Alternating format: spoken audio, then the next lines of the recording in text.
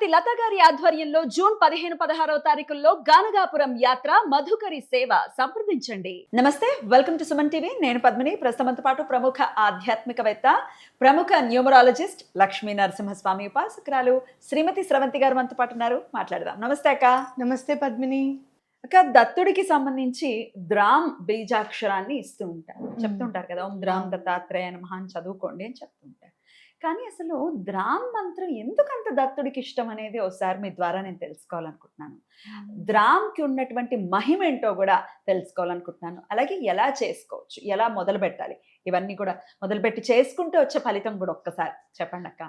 తప్పకుండా చెప్తాను పద్మిని. దత్తాత్రేయ స్వామి వారంటే ఏంటంటే, నీ బ్రతుకు ఇలానే ఉంటుందిరా, నేనేం చేయలేను, ఈ జాతకమే అలా ఉంది, క్రితం జన్మలో ఏం చేశావో కష్టంగా ఉంది అని అనుకున్న జాతకాలని సైతం చక్రవర్తిగా మార్చగల గురువు ఎవరన్నా ఉన్నారు అని అంటే కనుక, దైవాంశ సంభూతులుగా అంటే గురువు దైవము కలిసి వారు ఎవరినన్నా చూడాలి అని అంటే మనము దత్తాత్రేయ స్వామి. అంటే ఎలాంటి వాళ్ళనైనా సరే కర్మని పరిపక్వం చేయగల సత్తా ఎవరికన్నా ఉంది అంటే దత్తాత్రేయ స్వామికి ఉంది అనమాట. అంటే కర్మని ఎలా పరిపక్వం చేస్తారు అని అంటే, మనం శ్రీపాద శ్రీవల్లభుల దాంట్లో చదువుకున్నట్టు 7.5 సంవత్సరాలు ఏళ్ళనాటి శనిని కేవలం 7.5 రోజుల్లో అనుభవింపచేసి ఆ కర్మ నుంచి, ఆ చెర నుంచి విడుదల చేయగలంత సత్తా ఆ దత్తాత్రేయ స్వామికి ఉందన్నమాట. మరి దత్తాత్రేయ స్వామి వారికి ద్రామ్ బీజం ఏంటి అంటే, దీర్ఘకాలిక కర్మలన్నింటినీ కూడా తొలగింపజేస్తుంది. కాబట్టి ఆ ద్రామ్ అనే బీజాక్షరము దత్తాత్రేయ స్వామికి ఆపాదించబడింది. అలాగే ద్రామ్ అంటే ఏంటంటే, మనకి ఎక్కడైతే మూలాధార చక్రంలో, మూలాధార చక్రము అని అంటే గణపతి కొలువై ఉంటారు. మూలాధార చక్రంలో ఉన్న మలినాలన్నీ కూడా తొలగింప చేయగలిగేది ద్రామ్ బీజం. అందుకనే స్వామి మళ్ళీ మనకి దేవతలకి చెప్తారు, 2498 సంవత్సరాల తర్వాత నేను కలియుగంలో పుడతాను, జన్మిస్తాను అని. మళ్ళీ ఆ వినాయక చవితి నాడే పుడతారు. అలాగే ఆ వినాయకుడి హోమంలో ప్రకటమై చెప్తారు, నేను పుడతాను ఇక్కడ అని చెప్పి.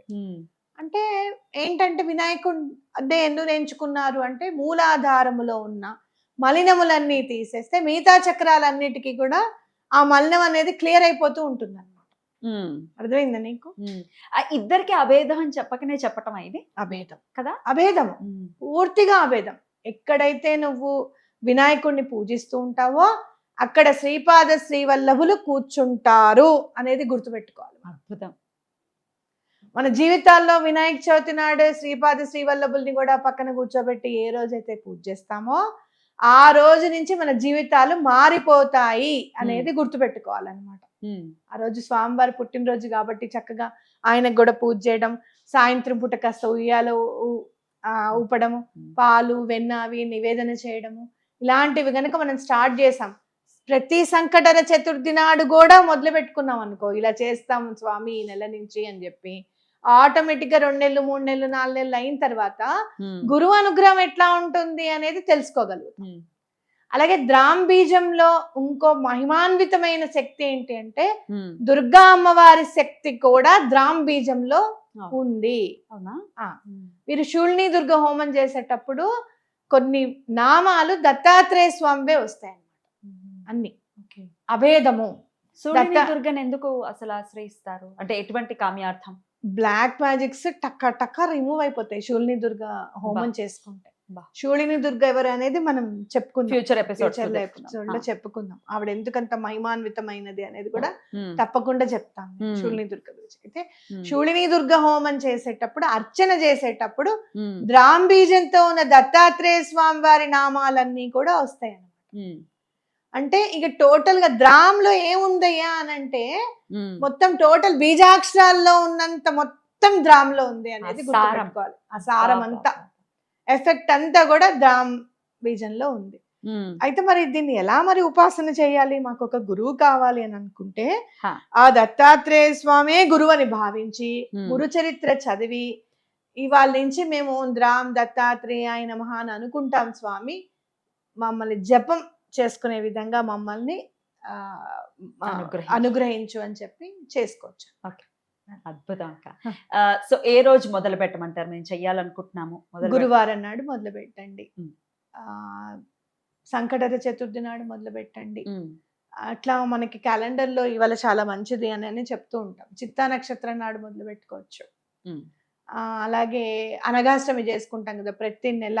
అవును. ఆ అనగాష్టమి అప్పుడు చేసుకోవచ్చు. ఉమ్. ప్రతి నెల వచ్చే అనగాష్టమి అప్పుడు. మాస శివరాత్రి అందరికీ ఉంటుంది, మాస శివరాత్రి ఎప్పుడు అని చెప్పి. ఉమ్.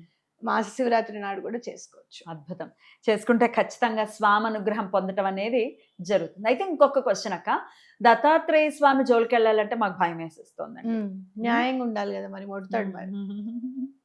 కష్టాలు అన్యాయం వచ్చేస్తాయి. చేసావు అనుకో ఆ, వెంటనే అలా ఎందుకు చేసావు అని అంటారు. మనని ఎప్పటికప్పుడు కరెక్ట్ కరెక్ట్ చేస్తారు. చేసేస్తారు. మన జీవితంలో నిన్నగాక మొన్న మనం బుక్స్ పంచేటప్పుడు కూడా మనకి కనపడింది, అవునా కాదా? అవును. అంటే మనని ఎప్పటికప్పుడు కరెక్ట్ చేస్తారు. Hmm. No this is not the way, no this is not right. ఏం అని జరిగింది చెప్పి అనేది ఒక చెప్తారు. వీడియోలో చెప్తాను, తప్పకుండా నెక్స్ట్ వీడియోలో మనం మాట్లాడతాము. ఉమ్. సేవ చేస్తే ఎటువంటి ఆ. పర్యవసానాలు ఎదురయ్యాయో తెలుసుకుందాం, మాట్లాడుకుందాం. రైట్. అయితే ఇట్లా కొంత న్యాయంగా ధర్మంగా ఉండాలి, ఆయన ఆరాధన చేస్తే అంతేనా? న్యాయం ధర్మం అనేది ఆటోమేటిక్ గా అలవాటు పడిపోతుంది. ఉమ్.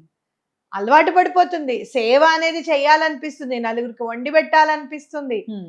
ఆరాధన స్టార్ట్ చేసేటప్పటికే శ్రీపాద తత్వమయి ఫౌండేషన్ ఉమ్. పురుడు వస్తుంది. ఉమ్. అంతే.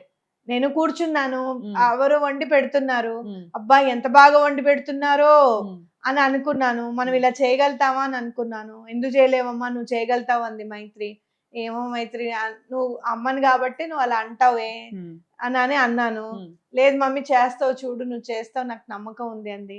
అక్కడ కూర్చొని గురు చరిత్ర ప్లస్ శ్రీపాద శ్రీవల్లభుల చరిత్ర చదువుకుంటున్నాము. వెళ్ళాము, గుళ్ళో కూర్చొని గురు చరిత్ర చదువుతున్నాను. సడన్ గా అకౌంట్ లో 50,000 వేశారు. ఉమ్. ఏమండి మీరు అన్నదానం చేయండి, గురు అక్కడ ఉన్నారు కదా అని. బాబా ఇన్స్టెంట్ గా ఇన్స్టెంట్. నువ్వు నేను 200 మందికి నేను పెట్టగలుగుతానా అని నేను అనుకున్నా. 200కి కాదు, ఆల్మోస్ట్ ఒక 500-600 మందికి పెట్టాము ఆ డబ్బుతో. డబ్బులతో. అది కాక మళ్ళీ మనకి ఇది ఉంటుంది కదా, కాస్త వెజ్ చేస్తాం కాబట్టి ఆ గిన్నెలో యూజ్ చేయాలని మనకు అనిపిస్తుంది కదా. కాబట్టి కొనేసుకుందాం అక్క మనము అని అనడము. అయ్యప్ప వెంటనే అక్కడికి వెళ్ళి మేము 200 మందికి సరిపడా వండడానికి సామాన్ తీసుకొచ్చి పెట్టేయడము. ఫౌండేషన్ పురుడు పోసుకుంది. అట్లా మనం మంచి అని అనుకుంటే చాలు, చేస్తావా ఇదిగో అని ఒడి నింపేస్తాడు భగవంతుడు. అంత బాగా తీసుకొని వెళ్తాడు ఆయన లైఫ్ ని, చాలా బాగా తీసుకొని వెళ్తాడు. అయితే మనం ఆశ్రయించాలి ఆయన. ఆశ్రయించాలి. ఆయన శరణు వేడితే ఆయన రక్షణలో ఉంటే ఇంకా తిరుగులేదు పత్ని, తిరుగులేదు. వెన్నంటే ఉండి కాపాడుతాడు, ఎప్పుడైనా సరే రక్షిస్తాడు. నీకు తెలియదు, నీకు బాధ కలిగింది, నీకు తెలియదు నాన్న, నీకు తెలియదు, నీకు ఇది జరగడం బెస్ట్ అని చెప్తాడు. ఆ కష్టం కలిగించిన తర్వాత కూడా అంత కష్టంలో నేను ఉన్నాను అని చెప్తారు. నాతో నేను చాలా బాగా విపరీతంగా ఏడుస్తుంటే నా వాయిస్ వినిపిస్తుందని నీకు చాలాసార్లు చెప్పాను. వాడు అలా బాధపడుతూ ఉంటే నువ్వు చూడలేవు బంగారు అన్నారా. అంటే అసలు ఆశ్చర్యపోయా నేను అసలు. అంటే ఎంత ఇదిగా ఆలోచించారు ఆయన. అంటే అక్కడ భరించేంత కర్మ ఆయనకు ఉన్నా కూడా ఆయనను భరించకుండా, ఆయనను అంత బాధ పెట్టకుండా. ఎందుకంటే బావగారు ఎప్పుడూ నన్ను అడిగేవారు, నేను ఎప్పుడు లేస్తాను, నేను ఎప్పుడు నడుస్తాను, నేను ఆఫీస్ పని చేయాలి. ఫిజియో వాళ్ళకి కూడా అదే చెప్పేవారు, నేను తొందరగా ఇంటికి వెళ్ళిపోవాలి, నేను తొందరగా ఫిజియో చేయాలి, మీరు ఇంకొంచెం అరగంట చేయించండి నా చేత, నేను ఎక్కువ చేయిస్తాను, ఎక్కువ వర్క్ చేస్తానని చెప్పి వాళ్ళతో కూడా మాట్లాడేవారు అనమాట. అట్లా కర్మ ఉన్నా కూడా దాన్ని కుదించి, కాదు నువ్వు బాధపడతావు, వీళ్ళందరూ బాధపడతారు నేను చూసి అని చెప్పి ఆయనకి మంచి చేశారు, మనకి కూడా ఒక అందుకు మంచి చేశారు. నిజంగా చెప్పాలనంటే అసలు దత్తాత్రేయ స్వామికి చాలా నిష్ట, మీరు ఇదిగా ఉండాలి అది ఇదని చెప్తారు కదా. మరి మైలలో ఉన్నప్పుడు నాకు కల్లో కనిపించారు, సుతకంలో ఉన్నారు. నాకు ఆశ్చర్యం అనిపించింది చాలా. ఏంటి అసలు మనసుకి ఏది అంటూ లేదు కదా. అంటారు కదా స్వామి అక్కడ ఉన్న మైల ఇప్పుడు రారంటే, మైల అంటే ఏంటంటే నీ మనసు కల్మషంతో నిండి ఉంటే నీ దగ్గరికి రారు స్వామి అనేది గుర్తుపెట్టుకోవాలి. అట్లా కల్మషం లేనప్పుడు తప్పకుండా స్వామి హెల్ప్ చేస్తారు. దిశానిర్దేశమే. బావగారు హాస్పిటల్లో ఉన్నప్పుడు మాత్రం నాకు అసలు ఎట్లా దిశ నిర్దేశం చేశారు అంటే, నా అంతట నేను వెళ్ళి ఆయన దగ్గర ఉండి నీకు అప్పచెప్తున్నాను శ్రీపాద శ్రీవల్లభ, ప్రతి ఆడదానిలోనూ నువ్వు తల్లిని చూసుకుంటావు అని చెప్పావు కదా, సుమతి మహారాణిని చూసుకుంటా అన్నావు, మరి అప్పలరాజు తండ్రి అవ్వాలి కదా, ఆయన నీకు అప్పలరాజు అవ్వాలి, నువ్వు పక్కనే కూర్చోబెట్టుకుంటావో ఒళ్ళోనే కూర్చోబెట్టుకుంటావు, ఆయన బాధపడకుండా నీతో తీసుకువెళ్ళు అని చెప్పి నేను శనివారం నాడు అప్పచెప్పాను, ఆదివారం నాడు ఆయన తీసుకుని వెళ్ళారు. చాలా అసలు అంటే ఎందుకు చెప్తున్నాను అని అంటే, నేను ఇంకో మాట కూడా చెప్తాను, నాకు కష్టం వచ్చినప్పుడు నేను ఫస్ట్ కన్నీరు పెట్టుకొని బాధపడింది ఏంటో తెలుసా, నన్ను ఇంతమంది నమ్మారే, ఈవిడికే ఇంత కష్టం వచ్చింది కదా, ఆయన ఏం చేశాడు అని చెప్పి స్వామిని అంటారేమో వీళ్ళందరూ అని నాకు చాలా బాధ అనిపించింది పద్మిని. ఎందుకంటే నేను అక్కడ కూర్చొని అలా ఒక్క వ్యక్తి అంది, ఒక్క వ్యక్తి అంది, మీరు ఇన్ని పూజలు చేస్తున్నారు కదా అని.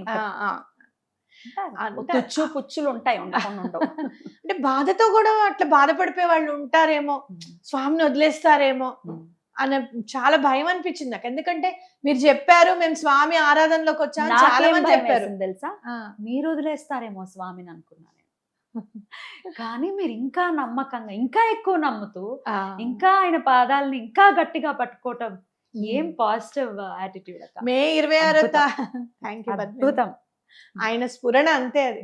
మే 26 తారీఖు నేను ఆయన పిఠాపురం వెళ్ళినప్పుడు ఆయనకు మా అమ్మ నాన్నకు బాగాలేదు అని మైత్రి ఫోన్ చేసి, మూతి వంకర అయింది అమ్మ అని అనగానే, నాకేం కాలేదు నాన్న ఇదేదో చెప్తోంది అంటే ఫోటో పంపించండి అని, ఫోటో చూడంగానే ఇమీడియట్ గా నేను బయలుదేరిపోతుంటే, నువ్వు పిఠాపురం వెళ్ళేరా, నువ్వు ఉత్తిగా వచ్చాయి కానీ బావగారు చెప్పారు.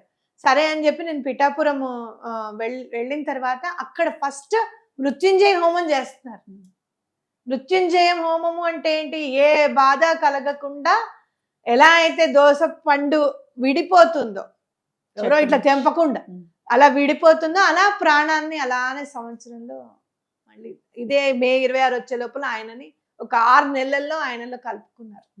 నేను ఇది చాలా భయపడే, ఎందుకంటే నేను కూర్చొని ఐసీలో నేను బుక్స్ చదువుతూ ఉన్నా, ఇంత చేస్తున్నా కూడా ఈవిడికి ఏం చేశారు అమ్మ, మిమ్మల్ని చూసి మేము ఇది నేర్చుకున్నాము, మిమ్మల్ని చూసి మేము చదవడం నేర్చుకున్నాము, ఆరాధన నేర్చుకున్నామని ఐసీలో కూడా చాలా మంది అన్నారు. వీళ్ళందరూ వదిలేస్తారా స్వామిని, వీళ్ళకందరు మైండ్ లో ఏమొస్తుందో, ఏం మనము చెప్పగలుగుతామో అని చెప్పి నాకు చాలా భయం వేసింది. లేదు లేదు, అలా ఏం కాదు, ధైర్యాన్ని ఇచ్చారు ఎంతో మంది. ముందు అసలు ఫస్ట్ మీరే ధైర్యంగా ఉన్నారు, అందుకు అంటే ఎక్కడ కదలలేదు మీ నమ్మకం కానీ, లేకపోతే ఎందుకు ఇలా చేసావని చెప్పి ఆయన్ని ప్రశ్నించడం ఏం చేయలేదు, కర్మకి ఎదురు వెళ్ళటం అనేది చేయట్లేదు. లేదు, no matter what it is. Amazing అక్క, మీరు డెఫినెట్ గా ఇన్స్పిరేషనలే ఎప్పటికీ, అలాగే ఉంటారు కూడా. చాలా అద్భుతంగా వివరించారు అక్క. కృతజ్ఞతలు. నమస్తే. నమస్తే.